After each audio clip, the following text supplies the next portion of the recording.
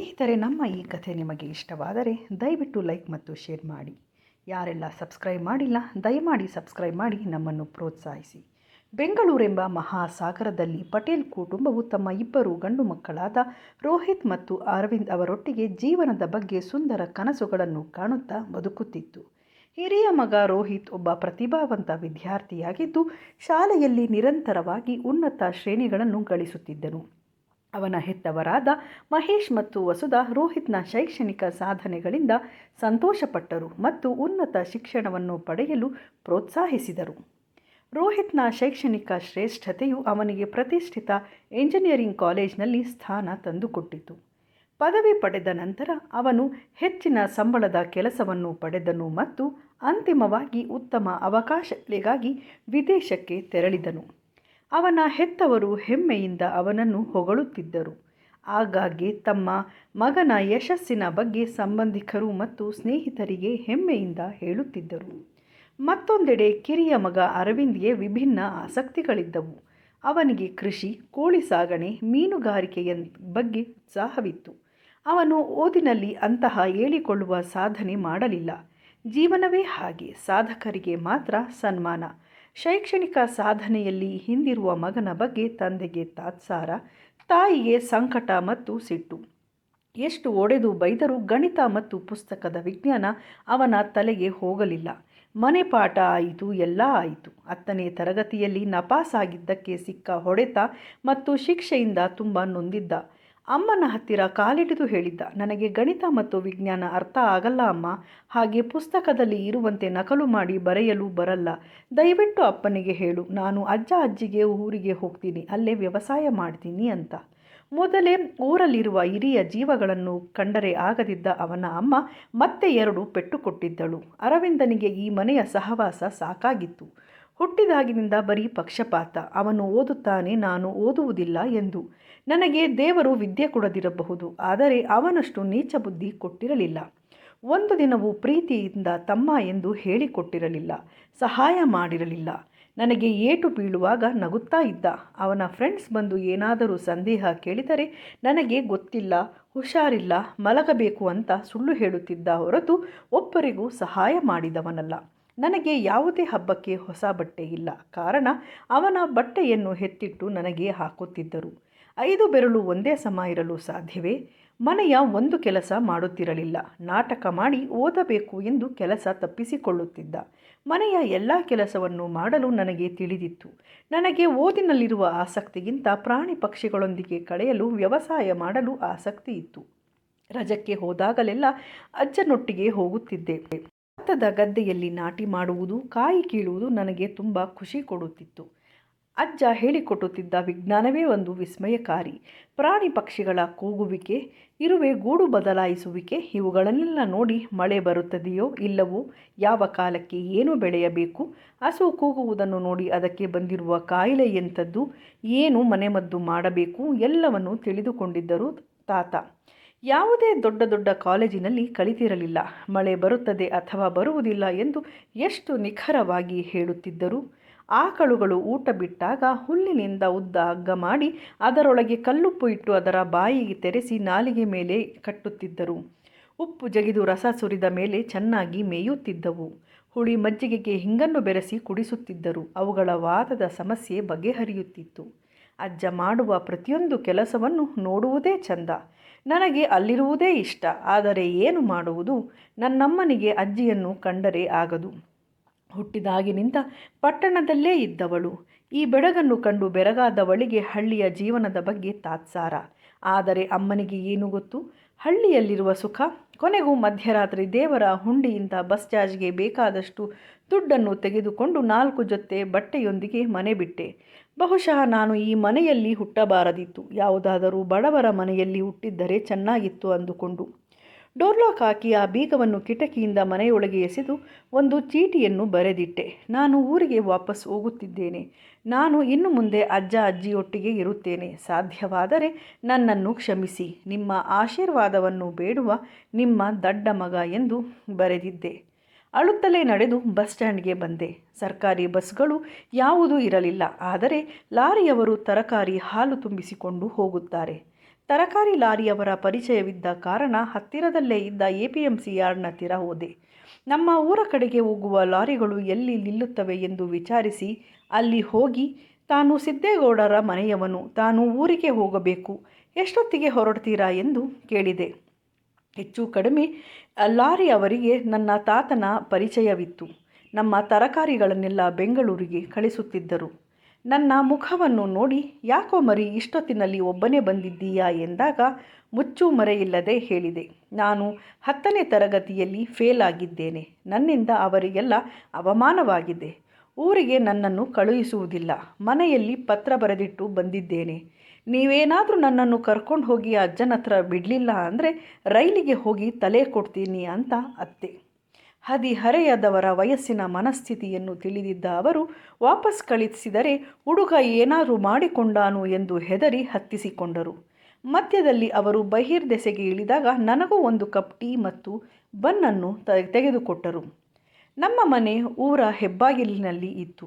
Lorry ನಿಲ್ಲಿಸಿದವರು ನನ್ನನ್ನು ಕೈ ಹಿಡಿದು ಮನೆಯ ಬಾಗಿಲು ತಟ್ಟಿದರು. ಇಷ್ಟರಲ್ಲಾಗಲೇ ಹೊಲಕ್ಕೆ ಹೊರಡಲು ತಯಾರಾಗಿದ್ದ ನನ್ನ ಅಜ್ಜ ಹೊರಬಂದರು. ನನ್ನನ್ನು ನೋಡಿ ಅವರಿಗೆ ಗಾಬರಿ ಮತ್ತು ಆಶ್ಚರ್ಯವಾಯಿತು. ಅಜ್ಜನನ್ನು ಕಂಡಾಗ ನನ್ನ ದುಃಖ ತಡೆಯಲಾಗಲಿಲ್ಲ. ಹೋಗಿ ಅವರನ್ನು ತಬ್ಬಿ ಜೋರಾಗಿ ಅತ್ತೆ, ನಾನು ಫೇಲಾಗಿದ್ದೀನಿ ಅಜ್ಜ. ನನಗೆ ಓದೋದಕ್ಕೆ ಇಷ್ಟ ಇಲ್ಲ. ನಾನು ವ್ಯವಸಾಯ ಮಾಡಿಕೊಂಡು ಇರ್ತೀನಿ. ನನ್ನನ್ನು ವಾಪಸ್ ಕಳಿಸಬೇಡ. ಏನಾದರೂ ಕಳ್ಸಕ್ಕೆ ಹೋದರೆ ನಾನು ಬಾವಿಗೆ ಹಾರ್ಕೊಂಡ್ಬಿಡ್ತೀನಿ ಅಂತ ಹೇಳಿದೆ. ಸಂದರ್ಭದ ಸೂಕ್ಷ್ಮವನ್ನು ಅರಿತ ಅಜ್ಜಿಗೆ ಹೇಳಿ ಡ್ರೈವರ್ಗೆ ಮತ್ತು ಅವರ ಹೆಲ್ಪರಿಗೆ ಕಾಫಿಯನ್ನು ಕೊಟ್ಟರು. ಮನೆಯಲ್ಲಿದ್ದ ಕೆಲವು ತರಕಾರಿ, ತೆಂಗಿನಕಾಯಿಯನ್ನು ಕೊಟ್ಟು, ನಿಮ್ಮಿಂದ ತುಂಬ ಉಪಕಾರ ಆಯಿತು ಕಣ್ರಪ್ಪ. ನನ್ನ ಮೊಮ್ಮಗನನ್ನು ಸುರಕ್ಷಿತವಾಗಿ ತಂದು ಬಿಟ್ಟಿದ್ದೀರಾ. ಜೀವ ಇರೋವರೆಗೂ ನಿಮ್ಮನ್ನು ಮರೆಯೋದಿಲ್ಲ ಅಂದರು. ಆ ಜನ, ಇದೇನು ಗೌಡ್ರೆ ಹೀಗೆ ಹೇಳ್ತೀರಾ? ನಿಮ್ಮ ಮಗ ನಮಗೇನು ಅಲ್ವಾ? ನಾನು ನಿಮ್ಮನೆಯೋನು ಅಲ್ವಾ? ಚೆನ್ನಾಗಿ ನೋಡಿಕೊಳ್ಳಿ ಎಂದು ಹೇಳಿ ಹೊರಟು ಹೋದರು. ಅಳುತ್ತಿದ್ದ ನನ್ನನ್ನು ಅಜ್ಜಿ ಸಂತೈಸಿದಳು. ಒಂದು ಲೋಟ ಬಿಸಿ ಬಿಸಿ ಹಾಲು ಕೊಟ್ಟು, ಇವಾಗ ಹೋಗಿ ಮಲಗು ಮಗು, ಬೆಳಗ್ಗೆ ಮಾತನಾಡೋಣ. ನಿಮ್ಮಪ್ಪ ಅವ್ವ ಬಂದರೆ ನಿನ್ನನ್ನು ಕಳಿಸಲ್ಲ. ನಾನಿದ್ದೀನಿ. ನಾನು ನಿಮ್ಮಪ್ಪನ ಅಪ್ಪ. ನೀನೇನು ಹೆದರ್ಕೊಳ್ಬೇಡ, ಹೋಗಿ ಮಲಗು ಎಂದರು. ನಾನು ಫೇಲ್ ಆಗಿದ್ದು ಮತ್ತು ದಿಢೀರಾಗಿ ಬಂದಿದ್ದು ಆತಂಕಕ್ಕೆ ಈಡು ಮಾಡಿತ್ತು. ಅಜ್ಜಿ ದೇವರಿಗೆ ಕೈ ಮುಗಿದಳು. ಸದ್ಯ ಮಗುವನ್ನು ಮನೆಗೆ ಕರೆದುಕೊಂಡ ಬಂದ ಭಗವಂತ. ಎಲ್ಲಾದರೂ ಕೆಟ್ಟ ಯೋಚನೆ ಮಾಡಿ ಏನಾದರೂ ಮಾಡಿಕೊಂಡಿದ್ದರೆ ಏನು ಗತಿ ಎಂದು ಅಜ್ಜನಿಗೆ ಹೇಳಿದಳು. ನೀವು ಅವನನ್ನು ಕಳಿಸಬೇಡಿ. ದೊಡ್ಡವನು ಹೇಗಿದ್ರೂ ಓದ್ತಾನಲ್ಲ, ಏನೇನು ಓದಿಸ್ಬೇಕು ಎಲ್ಲ ಅವನತ್ರನೇ ಓದಿಸ್ಕೊಳ್ಳಿ. ಈ ಮಗ ಹೇಳ್ತಾ ಇರೋದು ವ್ಯವಸಾಯ ಮಾಡ್ತೀನಿ ಅಂತ. ನಾನೇನು ಜೂಜಾಡ್ತೀನಿ, ಕಳ್ತನ ಮಾಡ್ತೀನಿ, ದುಡ್ಡು ಕೊಡಿ ಅಂತ ಏನೇನು ಕೇಳ್ತಾ ಇಲ್ವಲ್ಲ. ನಾವು ಭೂಮಿನ ನಂಬಿ ಬದುಕಿದ್ದೀವಿ. ಎಷ್ಟು ತಲೆಮಾರಿನಿಂದ ನಾವು ಭೂಮಿನ ನಂಬಿ ಬದುಕಿದ್ದೀವಿ. ಭೂಮಿ ತಾಯಿ ನಮ್ಮನ್ನು ಕೈ ಬಿಡಲ್ಲ. ಅವಳ ಒಡಲಿಗೆ ವಿಷ ಇಕ್ಕದೇ ಇದ್ದರೆ ಯಾವಾಗಲೂ ನಮ್ಮನ್ನು ಕಾಪಾಡ್ತಾಳೆ. ಅಜ್ಜಿ ಒಳಗೆ ಹೋದರು. ಸೂರ್ಯ ಹುಟ್ಟಿದ ಮೇಲೆ ನಾನೆದ್ದು ಹೊರಗೆ ಬಂದೆ. ನನ್ನನ್ನು ಏನೂ ಕೇಳಲಿಲ್ಲ. ನನಗೆ ತುಂಬ ಇಷ್ಟವಾದ ರಾಗಿ ರೊಟ್ಟಿ, ಕಾಯಿ ಚಟ್ನಿ, ಬೆಣ್ಣೆ ಹಾಕ್ಕೊಟ್ರು. ಹೊಟ್ಟೆ ತುಂಬ ತಿಂದೆ. ಊಟಕ್ಕೆ ಕೂತಾಗ ಅಪ್ಪ ಯಾವಾಗಲೂ ಬೈಯೋದು, ಬರೀ ಹಂದಿ ಥರ ತಿಂತೀಯ, ತಟ್ಟೆಗೆ ಅನ್ನ ಬರಬೇಕು ಅಂದರೆ ಚೆನ್ನಾಗಿ ಓದಿ ದುಡಿಬೇಕು ಅಂತ ಹೇಳೋರು. ಅದನ್ನು ಕೇಳಿದ ಮೇಲೆ ಹೊಟ್ಟೆ ತುಂಬ ತಿನ್ನಕ್ಕೆ ಮನಸ್ಸಾಗ್ತಿರಲಿಲ್ಲ. ಆದರೆ ಇವಾಗ 4 ರೊಟ್ಟಿ ತಿಂದಿದ್ದೆ. ನಾನು ತಿನ್ನುವುದನ್ನೇ ಕಾಯುತ್ತಿದ್ದ ಅಜ್ಜ, ಬಾ ಭತ್ತದ ನಾಟಿ ಮಾಡ್ತಾ ಇದ್ದಾರೆ, ಹೋಗೋಣ ಎಂದರು. ಅಜ್ಜಿಗೆ ಹೇಳಿದರು, ನಿಂಗನ್ನು ಕಳಿಸ್ತೀನಿ, ಊಟನ ಅಲ್ಲೇ ಕಳಿಸ್ಬಿಡು ಎಂದು. ಬೆಳಗ್ಗಿನಿಂದ ಸಂಜೆಯವರೆಗೂ ಅಜ್ಜನನ್ನು ಅದು ಇದು ಕೇಳಿ ಭತ್ತದ ನಾಟಿ ಮಾಡಿ ಮನೆಗೆ ಬಂದಾಗ ಎಷ್ಟು ಖುಷಿ ಇತ್ತು. ಮನೆಗೆ ಬಂದಿದ್ದೆ. ಬಿಸಿ ಬಿಸಿ ನೀರು ಸ್ನಾನ ಮಾಡಿ ಅಜ್ಜಿ ಮಡಿಲಲ್ಲಿ ಮಲಗಿದ್ದೆ. ನಿದ್ದೆ ಹತ್ತುತ್ತಿತ್ತು. ಅಜ್ಜ ಹೇಳೋದು ಮಾತ್ರ ಕಿವಿಯಲ್ಲಿ ಹಾಗೆ ಕೇಳ್ತಾ ಇತ್ತು. ಪೈಲ್ವಾನ್ ಇವನು, 16 ವರ್ಷ ಆದರೂ 2 ಆಳಿನ ಕೆಲಸ ಮಾಡ್ತಾನೆ. ಹೆತ್ತುಗಳನ್ನ ಹೆಂಗೆ ಎದುರಿಸಿಟ್ಕೊಟ್ಟಿದ್ದಾನೆ ಗೊತ್ತಾ? ಪಟ್ಟಣದಲ್ಲಿದ್ದರೂ ಮೈ ಮಾತ್ರ ಉಕ್ಕಿನಾಗಿದೆ. ಶಾಖವಾಗಿದ್ದಾನೆ. ಭೂಮಿ ತಾಯಿ ನಂಬಿ ಬದುಕ್ತೀನಿ ಅಂತ ಬಂದಿದ್ದಾನೆ. ನಮಗೆ ತಿಳಿದಿರುವುದನ್ನೆಲ್ಲ ಹೇಳ್ಕೊಡೋಣ, ಮುಂದೆ ದೇವರಿಗೆ ಬಿಡೋಣ. ಅವರಪ್ಪ ಏನಾದರೂ ಫೋನ್ ಮಾಡಿದ್ನಾ ಕೇಳಿದರು ಅಜ್ಜಿಗೆ. ಅಜ್ಜಿ ಹೇಳಿದರು, ಮಾಡಿ ಕೂಗಾಡಿದ್ದ. ಯಾಕೆ ಮನೆಗೆ ಸೇರಿಸ್ಕೊಂಡ್ರಿ? ತಳ್ಳಿ ಅವನನ್ನು ವಾಪಸ್. ಬಡವ, 35 ಮಾರ್ಕ್ಸ್ ತೆಗೆದು ಪಾಸಾಗುವ ಯೋಗ್ಯತೆ ಇಲ್ಲ. ಅವನು ಅನ್ನಕ್ಕೆ ದಂಡ, ಭೂಮಿಗೆ ಭಾರ ಅಂತ ಬೈದ. ಅಜ್ಜನಿಗೆ ಈ ಮಾತು ಕೇಳಿ ಸಿಟ್ಟು ಬಂತು. ದೇವರು ವಿದ್ಯೆ ಕೊಟ್ಟಿಲ್ಲ ಅಂದರೆ ಏನು ಮಾಡೋಕ್ಕಾಗುತ್ತೆ? ಅವರ ಅವ್ವ ಅಣ್ಣನ ಕಳ್ಬುದ್ಧಿ ಕೊಟ್ಟಿಲ್ವಲ್ಲ. ಸಿಟ್ಟಿನಿಂದಲೇ ತಮ್ಮ ಮಗನಿಗೆ ಫೋನ್ ಮಾಡಿದರಳು. ಕೇಳಿಸ್ಕೊ ಮಹೇಶ, ಮಗ ನನ್ನ ಹತ್ರ ಬಂದೈತೆ. ಇಲ್ಲಿ ಬರೋ ಬದಲು ಕೆರೆನೋ ಬಾವಿಗೋ ನೋಡ್ಕೊಂಡಿದ್ರೆ ನಾವೇನು ಮಾಡ್ತಾ ಇದ್ದೆ? ನಿನಗೆ ಬೇಡ ಅಂದರೆ ಈ ಮಗ ನಾನೇ ನೋಡ್ಕೊತೀನಿ. ಹುಟ್ಟಿಲ್ಲ ಅನ್ಕೋ, ನಾನಿನ್ನು ಹೇಗೆ ಅಂದ್ಕೊಂಡಿದ್ದೀನೋ ಹಾಗೆ ಮಗನ ಸಾಕ್ತೀನಿ. ಇನ್ನು ನನ್ನ ಜವಾಬ್ದಾರಿ. ಅವನಿಗೆ ಏನು ಮಾಡಬೇಕು ಅದನ್ನು ನಾನು ವ್ಯವಸ್ಥೆ ಮಾಡ್ತೀನಿ. ಹಬ್ಬಗಳಿಗೆ ಬರುವುದಾದರೆ ಖುಷಿಯಿಂದ ಬನ್ನಿ. ನಿನ್ನ ಹೆಂಡತಿಗೂ ಹೇಳು, ಇಲ್ಲಿ ಬಂದು ಗದ್ದೆ ತೋಟ ಅಂತ ಪಾಲುಪತ್ತೆಗೆ ಬರಬೇಡ ಅಂತ. ಎಲ್ಲ ನನ್ನ ಸ್ವಯಾರ್ಜಿತ ಆಸ್ತಿ ಇದು. ಎಲ್ಲ ನನ್ನ ಮೊಮ್ಮಗನಿಗೆ ಕೊಡ್ತೀನಿ ಅಂತ ಹೇಳಿ ಫೋನ್ ಇಟ್ಟರು. ಮನೆಗೆ ಬಂದ ಅರವಿಂದ ಅಜ್ಜನೊಟ್ಟಿಗೆ ಪ್ರತಿದಿನ ಎಲ್ಲ ಕೆಲಸವನ್ನು ಕಲಿತ. ಮಿಶ್ರ ಬೆಳೆಯನ್ನು ಬೆಳೆಯುವುದು, ಕೋಳಿ ಸಾಕಣೆ ಮಾಡುವುದು, ದೇಸಿ ಹಸುಗಳನ್ನು ಕೂಡ ಸಾಕಿದ. ಬರೀ ಕೊಟ್ಟಿಗೆ ಗೊಬ್ಬರದಿಂದ ಬೆಳೆಗಳನ್ನು ಬೆಳೆದು ಅವುಗಳನ್ನು ಪರಿಚಯ ಏಜೆಂಟರ ಮೂಲಕ ವಿದೇಶಕ್ಕೆ ಕಳುಹಿಸುತ್ತಿದ್ದ. ರಾಸಾಯನಿಕ ಮುಕ್ತವಾದ ಅವನ ಬೆಳೆಗಳಿಗೆ ಹಾಲಿಗೆ ಮತ್ತು ಮೊಟ್ಟೆಗೆ ಪಟ್ಟಣಗಳಲ್ಲಿ ಉತ್ತಮ ಮಾರುಕಟ್ಟೆ ಇತ್ತು. ರೇಷ್ಮೆ ಮುಂತಾದವನ್ನು ವಿದೇಶಕ್ಕೆ ಕೂಡ ರಫ್ತು ಮಾಡಿದ. ಅವನು ಪ್ರಗತಿಪರ ರೈತ ಎನಿಸಿಕೊಂಡ. ಅವನ ಸಾಧನೆಯನ್ನು ಗುರುತಿಸಿ ಅವನಿಗೆ ಸನ್ಮಾನ ಮಾಡಿದ ಸಂಸ್ಥೆಗಳು ಎಷ್ಟು. ಸೂರ್ಯ ಹುಟ್ಟುವ ಮೊದಲೇ ಎದ್ದು ಮನೆ ಬಿಟ್ಟರೆ ಸೂರ್ಯ ಮುಳುಗಿದ ಮೇಲೆ ಮನೆ ಸೇರುವುದು. 2 ಆಳಿನ ಊಟ 4 ಆಳಿನ ದುಡಿಮೆ ಅಂತ ಅಜ್ಜ ಅವನನ್ನು ರೇಗಿಸುತ್ತಿದ್ದರು. ಅಜ್ಜಿ ವಾರಕ್ಕೆ 2 ದಿವಸ ಅವನನ್ನು ಹಿಡಿದು ಎಣ್ಣೆ ಸ್ನಾನ ಮಾಡಿಸುತ್ತಿದ್ದರು. ಓದಲು ಹೆದರಿ ಹಳ್ಳಿಗೆ ಬಂದಿದ್ದ ಈ ಪುಟ್ಟ ಹುಡುಗ ಇಂದು ಪ್ರಗತಿಪರ ರೈತನಾಗಿದ್ದ. ಎಷ್ಟೋ ಜನ ಅವನ ಕೆಳಗೆ ಕೆಲಸ ಮಾಡುತ್ತಿದ್ದರು. ರಾಸಾಯನಿಕ ಮುಕ್ತವಾದ ಧಾನ್ಯಗಳು, ಅವುಗಳಿಂದ ತಯಾರಿಸಿದ ಉತ್ಪನ್ನಗಳು, ಅಡಿಕೆ ಪಟ್ಟೆಯಿಂದ ತಯಾರಿಸಿದ ಉತ್ಪನ್ನಗಳು ಮುಂತಾದ ಎಷ್ಟೋ ಕಾರ್ಖಾನೆಗಳನ್ನು ಮಾಡಿದ್ದ. ತಾತ ಮಾಡಿದ್ದ 5 ಎಕರೆಗೆ ಇನ್ನೂ ಹೆಚ್ಚು ಮಾಡಿದ್ದ. ಮೊನ್ನೆ ನಡೆದಂತೆ ಇದ್ದ ಇದು ನಡೆದು 10 ವರ್ಷ ಕಳೆಯಿತು. ನನಗೀಗ 26 ವರ್ಷ, ನನ್ನ ಅಣ್ಣನಿಗೆ 30 ವರ್ಷ. ಅವನಾಗಲೇ ದೂರದ ಅಮೆರಿಕದಲ್ಲಿ ಮದುವೆಯಾಗಿ ಇದ್ದ. ಒಂದು ದಿನ ಅಪ್ಪನಿಗೆ ಫೋನ್ ಮಾಡಿ, ಅತ್ತಿಗೆಯವರ ತಂದೆಯವರು ಒಂದು ಸ್ಕ್ಯಾನಿಂಗ್ ಸೆಂಟರ್ ಓಪನ್ ಮಾಡ್ತಿದ್ದಾರೆ ಅಪ್ಪ. ಕಾರ್ನರಲ್ಲಿ ಇರೋ ನಮ್ಮ ಮನೆಯನ್ನು ಕೆಡವಿ ದೊಡ್ಡದಾಗಿ 4 ಫ್ಲೋರ್ ಮಾಡಿದರೆ ಒಳ್ಳೆಯ ಆದಾಯ ಬರುತ್ತೆ. ನಾನು ಅದಕ್ಕೆ ಪಾರ್ಟ್ನರ್ ಆಗ್ತೀನಿ. ಸೈಟ್ ನಮ್ಮದು, ಬಿಲ್ಡಿಂಗ್ ಕಟ್ಟೋ ಬಂಡವಾಳ ಅವರದು. ನಿಮಗೆ ನಾನು ಒಂದು ದೊಡ್ಡ ಅಪಾರ್ಟ್ಮೆಂಟನ್ನು ತೆಗೆದುಕೊಡ್ತೀನಿ. ನೀವು ಅಲ್ಲಿ ಆರಾಮಾಗಿರಿ ಎಂದು ಹೇಳ್ತಾನೆ. ಹಾಗೆ ಹತ್ತಿರದಲ್ಲೇ ಇದ್ದ ಒಂದು ಪ್ರತಿಷ್ಠಿತ ಕಮ್ಯುನಿಟಿಯಲ್ಲಿ ಅಪಾರ್ಟ್ಮೆಂಟನ್ನು ಬಾಡಿಗೆಗೆ ತೆಗೆದುಕೊಂಡು ಕೊಡುತ್ತಾನೆ. ಇದರಿಂದ ಇರುವ ಆರ್ಥಿಕ ಪ್ರಯೋಜನಗಳಿಗೆ ಅಪ್ಪ ಕೂಡ ಒಪ್ಪುತ್ತಾರೆ. ಇದರಿಂದ ಸಾಕಷ್ಟು ದುಡ್ಡು ಮಾಡಬಹುದು ಎಂದು ಮುಂದಿನ 2 ತಿಂಗಳಲ್ಲಿ ಅವರು ಅಪಾರ್ಟ್ಮೆಂಟ್ಗೆ ಶಿಫ್ಟ್ ಆದ ಮೇಲೆ ಇರುವ ಮನೆಯಲ್ಲೂ ಕೆಡವಲು ಪ್ರಾರಂಭಿಸುತ್ತಾರೆ. ಅದಕ್ಕೆ ಮೊದಲು ಅವರ ಹೆಸರಿನಲ್ಲಿರುವ ಆ ಮನೆಯನ್ನು ಮಗನ ಹೆಸರಿಗೆ ಟ್ರಾನ್ಸ್ಫರ್ ಮಾಡಿರುತ್ತಾರೆ. ರೋಹಿತ್ನ ಹೆಂಡತಿ ಪ್ರಿಯಾಳ ತಂದೆ ಒಬ್ಬ ದೊಡ್ಡ ಕಾಂಟ್ರಾಕ್ಟರ್ ಆಗಿರುತ್ತಾರೆ. ಅವರ ಮಗನಿಗೋಸ್ಕರ ಸ್ಕ್ಯಾನಿಂಗ್ ಸೆಂಟರ್ ಓಪನ್ ಮಾಡುತ್ತಾರೆ. ಅಳಿಯನ ತಲೆ ಸವರಿ ಆ ಸ್ಕ್ಯಾನಿಂಗ್ ಸೆಂಟರ್ನಿಂದ ಬರುವ ಆದಾಯವನ್ನು ಒಂದು ಸಂಸ್ಥೆ ಮಾಡಿ ಅದಕ್ಕೆ ಟ್ರಾನ್ಸ್ಫರ್ ಮಾಡಿಸುತ್ತಾರೆ. ನೀವು ಮತ್ತು ನನ್ನ ಮಗ ಡೈರೆಕ್ಟರ್ ಆಗಿರುತ್ತೀರಿ. ನಾವು ಇದನ್ನು ಒಂದು ಟ್ರಸ್ಟ್ ಮಾಡದಿದ್ದರೆ ತುಂಬ ಟ್ಯಾಕ್ಸ್ ಕಟ್ಟಬೇಕಾಗುತ್ತದೆ ಎಂದು ಹೇಳುತ್ತಾರೆ. ಬ್ಯಾಂಕ್ ಕೆಲಸದಲ್ಲಿದ್ದ ಮಹೇಶ್ ಅವರಿಗೂ ಅದು ಸರಿ ಎನ್ನಿಸುತ್ತದೆ. ಬೆಂಗಳೂರಿಗೆ ಬಂದಿದ್ದ ರೋಹಿತ್ ಮತ್ತು ಅವನ ಹೆಂಡತಿ ಎಲ್ಲ ಡಾಕ್ಯುಮೆಂಟೇಷನ್ ಕೆಲಸವನ್ನು ಮುಗಿಸಿ ಹೋಗುತ್ತಾರೆ. ರೋಹಿತ್ಗೆ ಈಗಾಗಲೇ 2 ಗಂಡು ಮಕ್ಕಳು ಇದ್ದವು. ಹಣ ಎಂತಹ ಸಂಬಂಧವನ್ನು ಬೇಕಾದರೂ ಹಾಳು ಮಾಡುತ್ತದೆ. ರೋಹಿತ್ಗೆ ಇದು ಅರಿವಾಗುವುದು ತಡವಾಯಿತು. ಏಕೆಂದರೆ ಕನ್ಸ್ಟ್ರಕ್ಷನ್ಗೆ ದುಡ್ಡು ಬೇಕು, ಹಾಗೆ ಹೀಗೆ ಎಂದು ಅವನಿಂದ ಪ್ರಿಯಾಳ ತಂದೆ ಬಹಳ ವಸೂಲಿ ಮಾಡಿದ್ದರು. ಅವನ ಹತ್ತಿರ ಏನೂ ಸೇವಿಂಗ್ಸ್ ಇರಲಿಲ್ಲ. ಇವನಿಗೆ ಇನ್ನು ಗ್ರೀನ್ ಕಾರ್ಡ್ ಕೂಡ ಸಿಕ್ಕಿರಲಿಲ್ಲ. ಇಷ್ಟರಲ್ಲಾಗಲೇ ಇವನ ಬಾಸ್ ಜೊತೆ ಪ್ರಿಯಾಳ ಸ್ನೇಹ ಎಲ್ಲೇ ಮೀರಿದ್ದು. ಅವಳು ಇವನಿಗೆ ಡಿವೋರ್ಸ್ ಕೊಟ್ಟು ಮಕ್ಕಳನ್ನು ಕರೆದುಕೊಂಡು ಅವನ ಬಾಸ್ನೊಟ್ಟಿಗೆ ಹೋದಳು. ಇವನು ಖಿನ್ನತೆಗೆ ಜಾರಿದ್ದ. ಈ 1 ವರ್ಷದಲ್ಲಿ ಏನೆಲ್ಲ ಆಗಿ ಹೋಯಿತು. ಇತ್ತ ಕಡೆ ಮಹೇಶನ ಅಪಾರ್ಟ್ಮೆಂಟ್ ದುಬಾರಿ ಬಾಡಿಗೆಯನ್ನು ಕಟ್ಟುವುದು ಮಹೇಶನಿಗೆ ಬರುವ ಅಲ್ಪ ಪೆನ್ಷನ್ನಲ್ಲಿ ಸಾಧ್ಯವಾಗುತ್ತಿರಲಿಲ್ಲ. ಮಗನನ್ನು ಕೇಳಿದಾಗ ಇರುವ ವಿಷಯವನ್ನು ಮಗ ಹೇಳಿದ. ತಾನು ಮೋಸ ಹೋಗಿರುವುದಾಗಿ. ಕೊನೆಗೆ ಮಹೇಶ ತನಗೆ ಗೊತ್ತಿರುವ ಲಾಯರ್ನನ್ನು ಸಂಪರ್ಕಿಸಿ ಕಾಗದ ಪತ್ರಗಳ ನಕಲು ಕಾಪಿಯನ್ನು ಕೊಟ್ಟಾಗ ಅವರಿಂದ ತಿಳಿದು ಬಂದಿದ್ದೇನೆಂದರೆ ಅವರೆಲ್ಲರೂ ಮೋಸ ಮಾಡಿ ಎಲ್ಲವನ್ನು ಅವರ ಹೆಸರಿಗೆ ಟ್ರಾನ್ಸ್ಫರ್ ಮಾಡಿಸಿಕೊಂಡಿದ್ದರು. ಇಲ್ಲಿ ರೋಹಿತನಿಗೆ ಸಾಲ ಕೊಡಬೇಕಾಗಿರುವುದಾಗಿ, ಆ ಸಾಲದ ಬದಲಿಗೆ ಮನೆಯ ಕಾಗದ ಪತ್ರಗಳನ್ನು ಕೊಟ್ಟಿರುವುದಾಗಿ ಬರೆಸಿಕೊಂಡು ಸೈನ್ ಮಾಡಿಸಿಕೊಂಡಿದ್ದರು. ಒಂದು ಪತ್ರವನ್ನೂ ಓದದೆ ಸೈನ್ ಮಾಡಿದ್ದ ರೋಹಿತ್ ಎಲ್ಲವನ್ನೂ ಕಳೆದುಕೊಂಡಿದ್ದ. ಇತ್ತ ಕಡೆ ಮನೆ ಬಾಡಿಗೆ ಕಟ್ಟಲು ಅವರಿಗೆ ಸಾಧ್ಯವಾಗಲಿಲ್ಲ. ಮಗನ ದಡ್ಡತನದ ಬಗ್ಗೆ ಕಣ್ಣೀರು ಹಾಕಿದರು. ಆದರೆ ಕಾಲ ಮಿಂಚಿ ಹೋಗಿತ್ತು. ಹುಟ್ಟಿದಾಗಿನಿಂದ ಕೇಳಿದ್ದನ್ನು ಪಡೆದಿದ್ದ ರೋಹಿತ್ ಇಂದು ಭಿಕ್ಷೆ ಬೇಡುವ ಸ್ಥಿತಿಯಲ್ಲಿದ್ದ. ಅವನ ಈಗಿನ ಮನಸ್ಥಿತಿಯಿಂದ ಸರಿಯಾಗಿ ಕೆಲಸ ಮಾಡಲು ಸಾಧ್ಯವಾಗದೆ ಅವನನ್ನು ಕೆಲಸದಿಂದ ತೆಗೆದುಹಾಕಿದ್ದರು. ಅಪ್ಪ, ನನಗೆ ಸಾಯಬೇಕು ಅನ್ನಿಸುತ್ತಿದೆಯಪ್ಪ ಎಂದು ಅತ್ತ. ಅದಕ್ಕೆ ಅವನ ತಂದೆ, ವಾಪಸ್ ಬಂದು ಬಿಡು, ಇಲ್ಲಿ ಯಾವುದಾದರೂ ಕೆಲಸ ಹುಡುಕಿಕೊಂಡು ಇರುವೆಯಂತೆ ಎಂದರು. ಹೇಗೋ ಮಾಡಿ ಮಗನನ್ನು ಒಪ್ಪಿಸಿ ಹೆಂಡತಿಯ ಒಡವೆಗಳನ್ನು ಮಾರಿ ಅವನ ಫ್ಲೈಟ್ ಟಿಕೆಟ್ ಹಣವನ್ನು ಒದಗಿಸಿದರು. ಏಕೆಂದರೆ ಪ್ರಿಯ ಎಲ್ಲವನ್ನೂ ತನ್ನದಾಗಿಸಿಕೊಂಡಿದ್ದಳು. ಮಗನನ್ನು ಏರ್ಪೋರ್ಟ್ನಿಂದ ಮನೆಗೆ ಕರೆದುಕೊಂಡು ಬಂದಾಗ ಅವನ ಕೃಶವಾದ ದೇಹವನ್ನು ನೋಡಿ ಹೆದರಿದರು. ಗಾಯದ ಮೇಲೆ ಬರೆ ಎನ್ನುವಂತೆ ಹಾಲು ತರಲು ಹೋಗುತ್ತಿದ್ದಾಗ ರೋಹಿತ್ಗೆ ಆಕ್ಸಿಡೆಂಟ್ ಆಗಿತ್ತು. ಹಿಂದಕ್ಕೆ ಬಿದ್ದು ಸೊಂಟಕ್ಕೆ ಪೆಟ್ಟಾಗಿ ತೊಂದರೆಯಾಗಿತ್ತು. ಆಸ್ಪತ್ರೆಗೆ ಸೇರಿಸಿದಾಗ ತಕ್ಷಣವೇ ಶಸ್ತ್ರಚಿಕಿತ್ಸೆ ಮಾಡಬೇಕು ಎಂದು ಹೇಳಿದರು.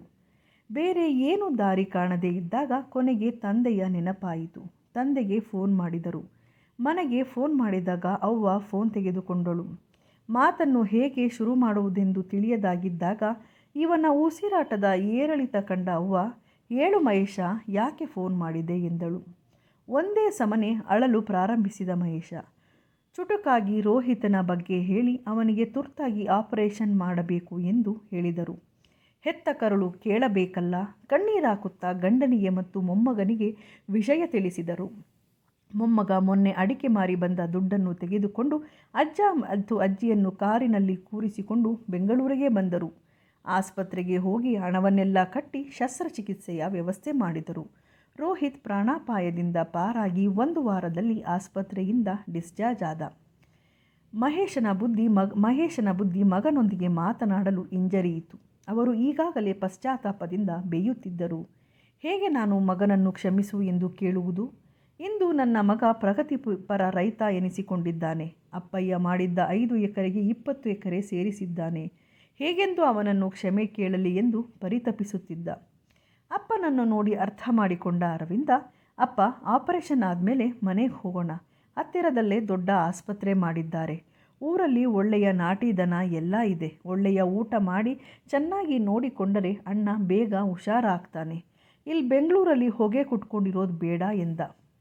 ಅವರ ಅಮ್ಮನಿಗೂ ಕೂಡ ವಯಸ್ಸಾಗಿತ್ತು. ಜೊತೆಗೆ ತನ್ನ ತಪ್ಪಿನ ಬಗ್ಗೆ ಪಶ್ಚಾತ್ತಾಪವಿತ್ತು. ಅತ್ತೆ ಮಾವನ ಕಾಲಿಗೆ ಬಿದ್ದು ಕ್ಷಮೆಯಾಚಿಸಿದಳು. ಎಲ್ಲರೂ ಕೂಡ ರೋಹಿತ್ನ ಡಿಸ್ಚಾರ್ಜ್ ಆದ ಮೇಲೆ ಊರಿಗೆ ಬಂದರು. ಊರಿನಲ್ಲಿ ಹಿಂದೆ ಇದ್ದ ಹಂಚಿನ ಮನೆ ಹೋಗಿ ದೊಡ್ಡ ಮನೆ ಇತ್ತು. ಮನೆಯ ಮುಂದೆ ದೊಡ್ಡದು ಸಣ್ಣದು ಎಂಬ ಟ್ರ್ಯಾಕ್ಟರ್ಗಳು, 3 ಕಾರು, 2 ಬೈಕುಗಳಿದ್ದವು. ಹಿಂದೆ ಹೋದರೆ ದೊಡ್ಡ ಕೊಟ್ಟಿಗೆ ಇತ್ತು. ದೇಶಿ ತಳಿಯ 40 ಹಸುಗಳಿದ್ದವು. ಏರಿಯಿಂದ ಕೆಳಗಿಳಿದರೆ ಹೊಲದಲ್ಲಿ ಕೋಳಿ ಫಾರಂ ಇತ್ತು. ಅದರ ಪಕ್ಕದಲ್ಲಿ ದೊಡ್ಡ ಕುರಿ ಫಾರಂ ಇತ್ತು. ತಮ್ಮ ಮಗನ ಸಾಧನೆಯ ಬಗ್ಗೆ ಅಪ್ಪಯ್ಯ ಹೇಳುತ್ತಾ ಇದ್ದಾಗ ಅವರ ಪ್ರತಿಯೊಂದು ಮಾತು ಮಹೇಶನ ಕಿವಿಯಲ್ಲಿ ಕಾದ ಕಪ್ಪಣದಂತೆ ಉಳಿಯಿತು. ತಾನು ಎಂಥ ತಪ್ಪು ಮಾಡಿದೆ. ನನ್ನ ಮಗನನ್ನು ಅವನಂತೆ ಬಿಟ್ಟಿದ್ದರೆ ಎಷ್ಟು ಚೆನ್ನಾಗಿರುತ್ತಿತ್ತು. ತನ್ನ ತಂದೆಯ ಕಾಲಿಡಿದು ಅತ್ತು ಹಗುರಾದರು. 80ರ ವಯಸ್ಸಿನಲ್ಲೂ ಗಟ್ಟಿಮುಟ್ಟಾದ ಸಿದ್ದೇಗೌಡರು, ಹೋಗಲಿ ಬಿಡು ಮಗ, ಮನುಷ್ಯ ತಪ್ಪು ಮಾಡದೆ ಇನ್ಯಾರು ತಪ್ಪು ಮಾಡೋಕ್ಕಾಗುತ್ತೆ. ಸ್ವಲ್ಪ ದಿನ ಬಿಟ್ಟು ರೋಹಿತನಿಗೂ ಇನ್ನೊಂದು ಮದುವೆ ಮಾಡಿದರೆ ಆಯಿತು. ನಮ್ಮ ಅರವಿಂದನಿಗೆ ಬಸವೇಗೌಡರ ಮೊಮ್ಮಗಳನ್ನು ತಂದ್ಕೊಬೇಕು ಅಂದ್ಕೊಂಡಿದ್ದೀನಿ. ನೀನು ನಿನ್ನ ಹೆಂಡತಿ ಹೋಗಿ ಒಂದು ಸಲ ನೋಡ್ಕೊಂಡು ಬನ್ನಿ. ಅವಳು ಅದೇನೋ ಓದಿದ್ದಾಳಂತೆ, ಗದ್ದೆಯಲ್ಲಿ ಕೆಲಸ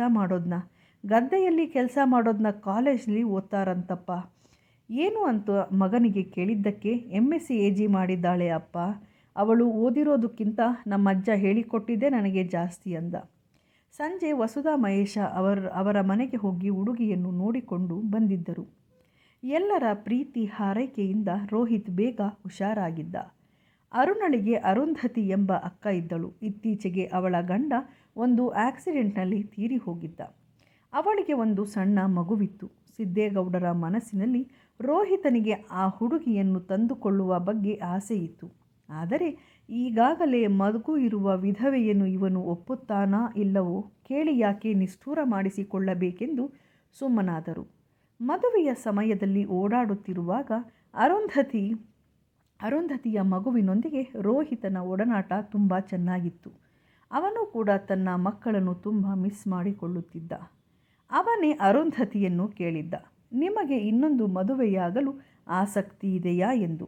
ನಂತರ ತಾನು ಪ್ರಿಯಾಳನ್ನು ಮದುವೆಯಾಗಿದ್ದು, ಮಕ್ಕಳಿರುವುದು ಹಾಗೂ ಅವಳು ಡಿವೋರ್ಸ್ ಕೊಟ್ಟು ಬೇರೆ ಮದುವೆಯಾಗಿದ್ದು, ಮಕ್ಕಳನ್ನು ಕರೆದುಕೊಂಡು ಹೋಗಿದ್ದು ಎಲ್ಲವನ್ನೂ ಹೇಳಿದ.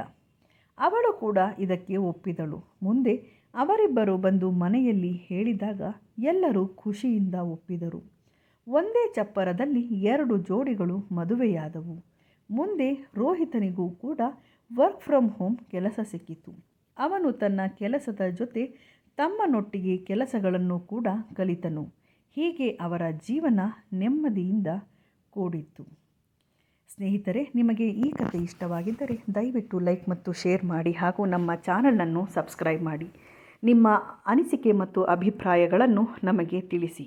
ನೀವು ಅರವಿಂದನ ಸ್ಥಾನದಲ್ಲಿದ್ದರೆ ಏನು ಮಾಡುತ್ತಿದ್ದೀರಿ? ನಿಮ್ಮ ಅನಿಸಿಕೆಗಳನ್ನು ದಯವಿಟ್ಟು ನಮ್ಮೊಂದಿಗೆ ಹಂಚಿಕೊಳ್ಳಿ. ಶುಭವಾಗಲಿ.